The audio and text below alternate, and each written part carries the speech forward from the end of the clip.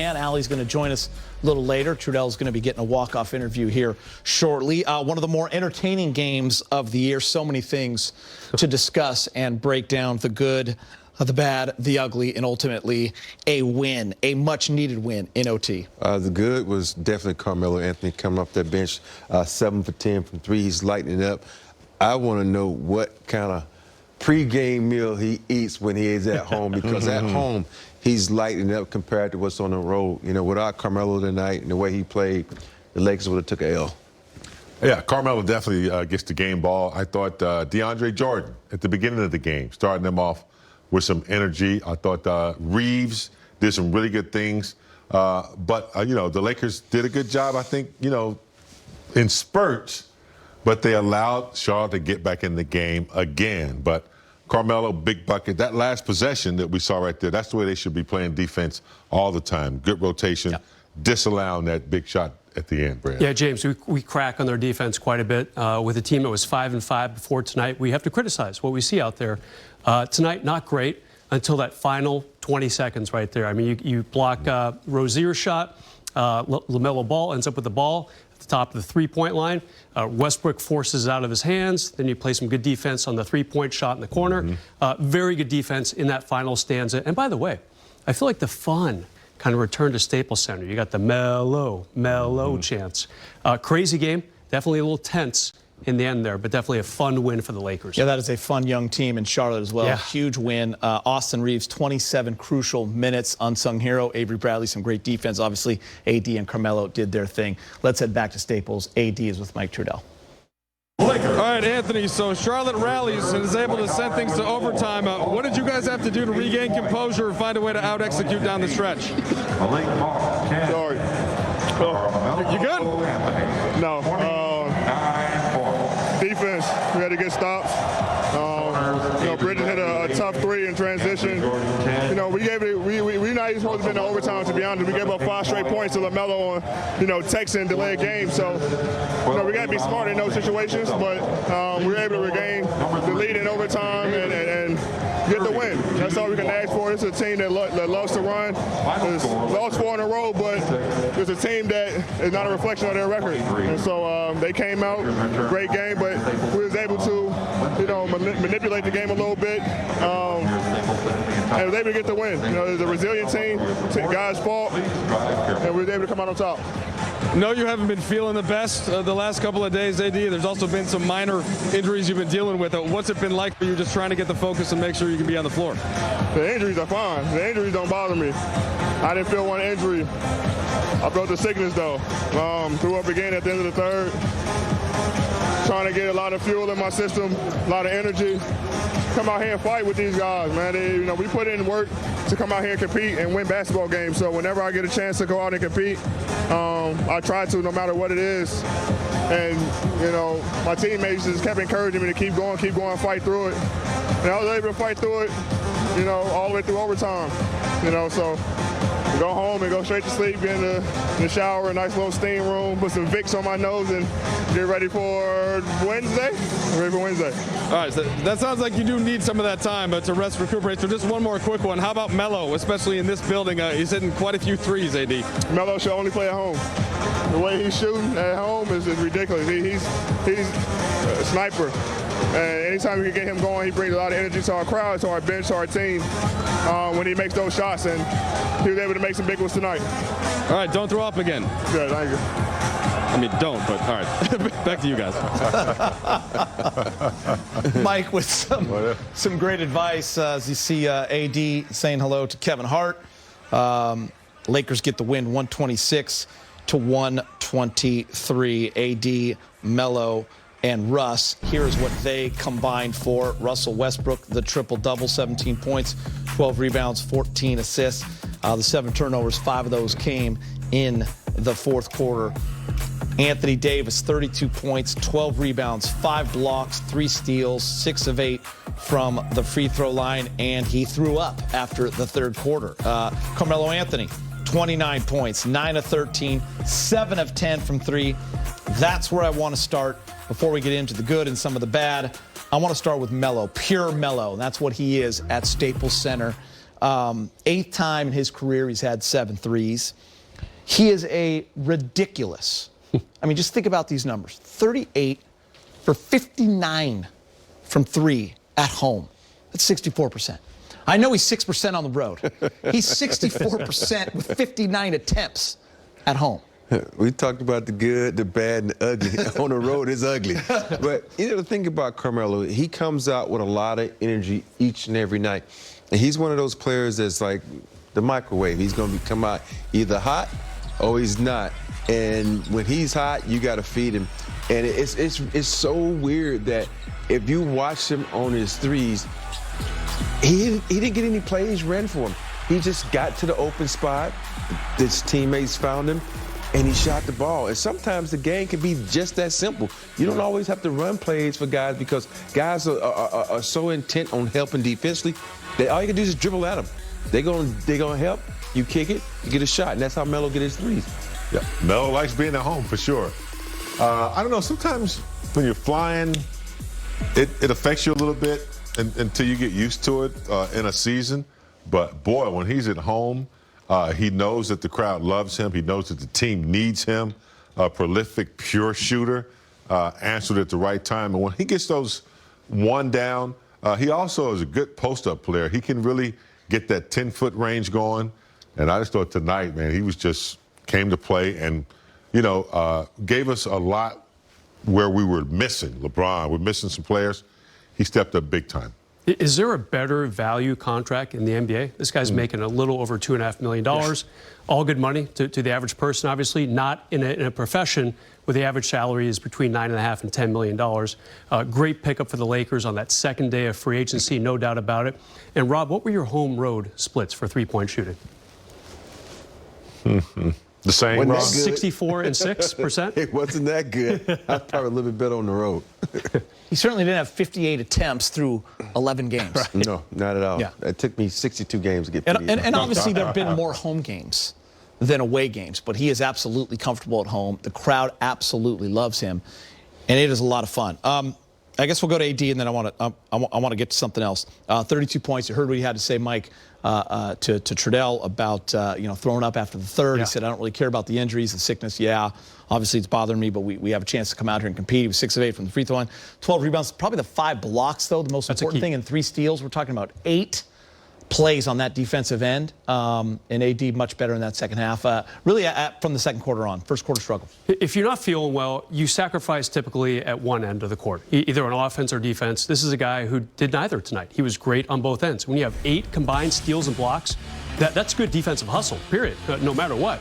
And I really felt like AD really helped the Lakers kind of take control. He was a very calming influence out there. We saw him go to the locker room, late in the third quarter. Now we know why. We weren't quite sure what it was.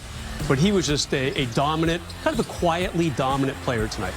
You just saw that play right there, the one that got him to the baseline for that little jumper.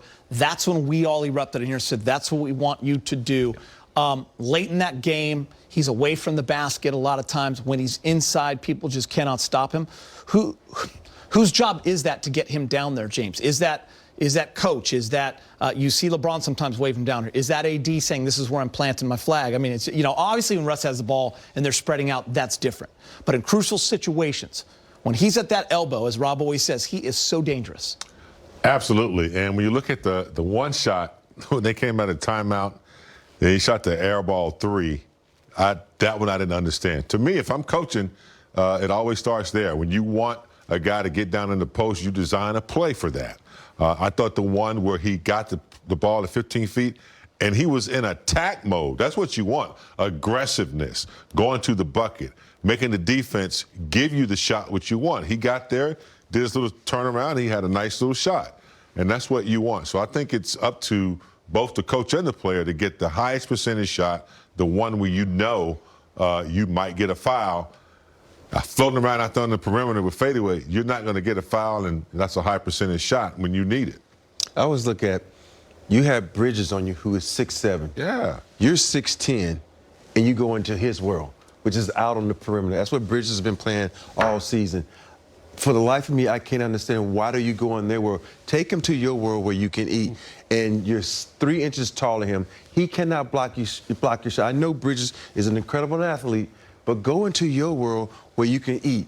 And all he has to do is do what we just showed him, drive baseline, shoot over the top of this guy. You got so many moves. You got so much in your toolbox. If you're not using them, that's a problem. You know, I know he won the game, but still, though, you have to learn from this. And the coaches and the players also have to learn from this game. AD, you're a bigger guy. Even when Plumlee was on him, he's not as quick as you. That's who you take on the perimeter. And tonight, I didn't see him try to go at Plumlee on the perimeter. He always try to go at Bridges. It's almost like it's a mind game. It's like I'm trying to outdo and show y'all I can take a guy one-on-one who's smaller than me. It's interesting, and I ask you because it is a conversation. It's what everyone talks about. They all want him in the paint, but he can do everything. And then when you look at his stats, you go, oh, well, he's leading the league in paint points. So he's down there, but I just feel like end-of-game situations, right? Not the flow of the game, but out of a timeout, late game when it really matters, 2-point game, tied. You know, all these coaches talk about analytics. When it comes to analytics, you look at his numbers. His numbers at the three-point line are not good. You want to talk about analytics, go with the percentages. Your percentages are in the paint. So as a coach, and you need to know this, as a player, as a teammate, you need to know this. Go to your strengths. Go to where you can score. This shot right here, that's one of those ones where coach says don't ever shoot that again because that is not what we need down the stretch. We need to go where the percentages are good, especially when the game is tied. Now, you know, now we're up by 3, down by 3. I was a little nervous if foul was going to get called at the end there. When he blew the whistle, timeout, that was a little close. Okay, I want to ask you guys this before we get to highlights. I said there was some good and there was some bad, right? What would you rather talk about? That third quarter stretch, Big Game James, Brez, Rob, they are down 78-70. I know what you want to talk about. With 4:52 left, okay? The Lakers go on a 24-9 run over those 5 minutes. Austin Reeves making plays. Lakers were playing fast, getting stops, steals, transition, fast break, hitting three. I mean, 24-9 run, and it was fantastic. I wrote down maybe their best 5 minutes sequences on both ends of the year. Or that fourth quarter collapse. 14-point lead, 9 minutes left, 110-101, the 5 free throws for the 2 techs in the delay of game, 5 points in the last 5 minutes, 7 turnovers. You want to talk about that? No, I want to talk about this is a veteran team. You get 5 technical shots with three technical shots down the stretch. A delay of game, a tech on Westbrook, a tech on Melo. You cannot do this. You're supposed to keep your composure. You are, James, say it for me. This is a team with a lot of veteranism. And you can't have that down the stretch, man. Vets are not supposed to lose their cool. You know, you've been in this league 10+ years. You know how to talk to the refs. You know the clock is on your side right now. That was a 5-point swing. That was crucial. Even AD says I knew you wanted to talk about Okay, I'm going to get off that box now. The game, best stretch or that fourth quarter? What's kind of weighing on you a little bit? Well, the best stretch doesn't surprise me. We know they're capable of having, stretches where they can come back. Got to close, But the collapse, I thought Rondo had done a great job up until the Tex. He had 9 assists, gave the team a lot of stability doing that comeback. But you can't lose composure. You got, not too many younger guys on the team watching. But for those younger players that are watching, you don't want to set that example. You cannot, destroy a lead by just giving someone something free. Yep. And so, you gotta be cool on the technicals. All right. Lakers are 6-5. They got the win. Let's show you. Lakers taking on the Hornets. LeBron in the building. 126-123. They go to 6-5. The 2-game skid ends. Anthony Davis, 32 points, 12 rebounds, 5 blocks. Carmelo, hot once again at Staples, 7 of 10 for 3. He ends up with 29. And Russell Westbrook, 17, 12, and 14. How about LaMelo Ball, 25, 15, and 11 tonight? Back to Staples Center. AD is now speaking with the media. How did things look to you in the fourth, and how do you guys think you kind of regrouped in time for overtime to win it? We had the lead, and we kind of let it slip away with the foul, 2 techs. I think some delay. Again, he had shot 5 straight free throws. You know, they just gave him 5 points. So, and they kind of gave him a rhythm and gave him some hope. You know, but it's a young team. They don't give up. You know, they got guys who can score the ball. They was able to regain the lead in overtime, hit some big shots, get some big stops, and win the game. AD, what type of confidence do you guys have, as a team, have in Carmelo Anthony right now? The way he's shooting the ball, particularly at Staples Center, he's shooting like 65% from three at home. Yep. He's a shooter. He's a scorer. You don't have I don't know how many points he got, but he got a lot. It's not a fluke. So when he's open, we try to find him. Anytime he shoot the ball, I think it's going in. And he just gives us confidence. He gives us momentum. Crowd gets into it. The bench gets into it. It's just a different type of feeling when he shoots the ball and it goes in, especially a 3. It gets us hype, gets us excited to go on the other end, get a stop, try to find him again. So now we just need the same thing. We need the same thing on the road. AD, you guys have belonged 3 big leads to teams. Tonight you won the game. Is there any sense in you tonight that you were not going to let you guys lose this game after collapsing against Oklahoma? Yeah, I mean, they lost 4 in a row, and they needed a win, but we needed to win. You know, most like we wasn't losing this game, and like I said, we had the game under control, and you know that whole spill of a couple techs, delayed games, we got fouled, had 2 free throws and things like that. Kind of let them get back into the game, you know. So, you know, we just want to make sure that one, learn from our mistakes of blowing leads, but also making sure that you know, no matter what we do, we got to get the win tonight. Hey, D, is it a bit unbelievable that just a short while ago Carmelo was out of the league? It's definitely surprising. You know, what he's able to bring to a team, you know, what we've seen over the last 3 years. He's, like I said, great scorer, great mentor for guys, leadership. He's savvy, he's a vet, he knows the game, and he brings so much to a team. And for us, he brings all those things I just mentioned, and helped us win a lot of games this year, just with his performance alone.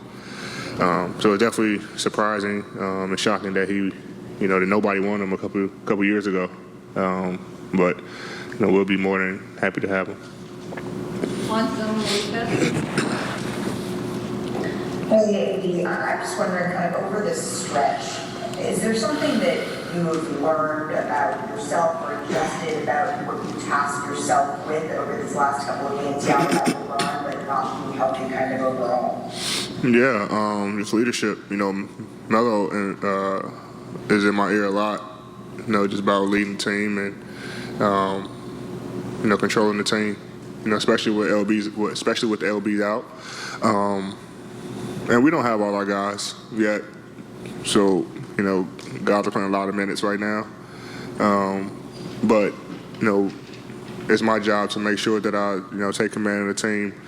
And even when LB's playing, we had a little player meeting early in the season, before the season. But that was one of the things the guys told me, just make sure I stay in control of the team and just putting guys where they need to be and doing it with leadership, just bring that leadership skill set out and just helping the guys out. So I just try to do it. That's definitely the mindset. On the team, but especially when Bron's out. Next game for the Lakers is at home against one of the top teams in the East, the Miami. From this guy to this guy will never get old, no matter how it comes. Hey, Rondo has an eye for finding AD, especially on the break. And I love the way AD finished. He went in strong, one-handed, and slam it home with some authority. Rob, you just mentioned it too. Rajon, plus 20? Plus 20. 0 points, plus 20. Yeah. Impactful. He adds stability when needed. He came in, got multiple people off, especially AD, but good job by Impressive. Rondo, the vet. Lakers improved to 2-0 in overtime. A few minutes ago, Frank Vogel spoke with Mike in the media. Hey, Frank, AD was talking about that stretch late in the fourth quarter when Charlotte had the 5 straight free throws and it turned it a little bit. Just wondered what your perspective was on all that from the bench. Yeah, it's just one of those strange circumstances. I tried to challenge, tried to call timeout to challenge, before the free throw shooter got the ball. And when he caught the ball, he said, nope, too late, but he had not had the ball yet. So they didn't grant me the timeout. And, he blew his whistle for some reason. And the other ref called a delay of game on one of the guys that weren't in the line, but they stepped in because they blew the whistle. So, I don't know why they called a delay of game, which was a free throw, and then 2 quick techs, as a result. So 5-point swing when you got a big lead late in the game. It's tough to overcome, but give our guys credit for figuring it out and pulling out the win. So Carmelo, I think, is now 3rd in the NBA in made threes. All but 1 have come at home. Just how much have you been trying to get him the ball in certain places? How much has it just been his hot shooting and finding spots? What's gone into that? No, we're getting him as many threes as we can get him. We always got him spaced in areas where it's going to be difficult for defense to help. And, our guys are always looking for him. And, I think the pace that we're playing with is also, generating a lot of those looks. But he's playing terrific for us on both sides of the ball. Okay. Hey Frank, they started loading up with the zone against you guys kind of at the end of the fourth into overtime. You kind of countered that by bringing in Wayne and Malik. How did you feel like you guys kind of handled that zone and obviously ended up winning the game, but sort of the way that what they were throwing at AD? Yeah, not well enough. It's one of the, got a new group and there's a lot we need to work on, and, attacking the zone better than we did tonight is one of those. Frank, you talked last game about AD's desire to play it out, and he told us tonight he still wasn't feeling well and threw up, but still led your team in scoring and had some key plays in overtime. What have you seen behind the scenes of how he's kind of toughed it out? Yeah, he's dealing with a lot of stuff right now, his thumb, and, obviously being really sick. And he's toughing it out, and we don't win this game tonight without him having that mindset, that he's going to push through, his health adversity that he's facing. And, he was terrific as well on both sides of the ball, had some key blocks, really anchored our defense for long stretches at the 5 spot and the coverage that we wanted with LaMelo. And, obviously had that key block at the end and made some big buckets and big free throws. More to come on Access. The Brow with 32 points, 12